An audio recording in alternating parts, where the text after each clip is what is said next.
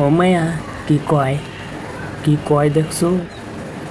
হ্যাঁ, হিরো আলমের বউ রিয়ামণি সে নাকি এখন মেডিকেলে টেস্ট করার জন্য চাপ দিছে।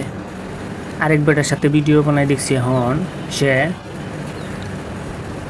আরেকজনের সাথে টিকটকও বানা, ইউটিউবও বানা, পেজও বানা।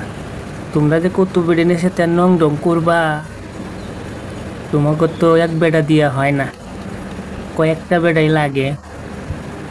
আর কয়জনরে ধরবা তোমরা? হ্যাঁ, 12 বেটা বাড়িতে না খাইলে ভালো লাগে না।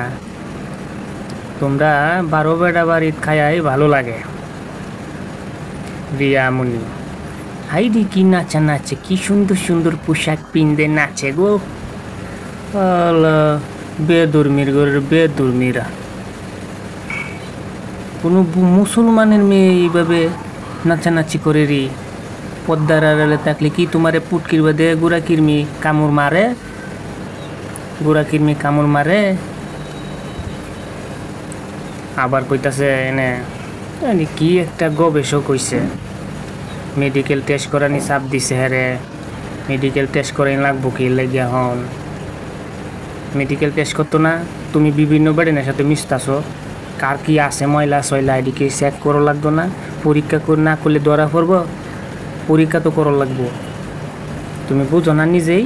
তুমি যে কত বেটার সাথে মিশতাছো আর কত বেটার সাথে নাচানাচি করতাছো। আবার আমার মেডিকেলটা চাপ দিচ্ছে। ভালো হয়ে যাও, তা কাম কাম এটা সব বাদ দিয়া ভালো হোক। কয়দিন আগে দেখছি হিরো আলমের মাইরে নাক মুখ বক্সা এলাইছে সীতা।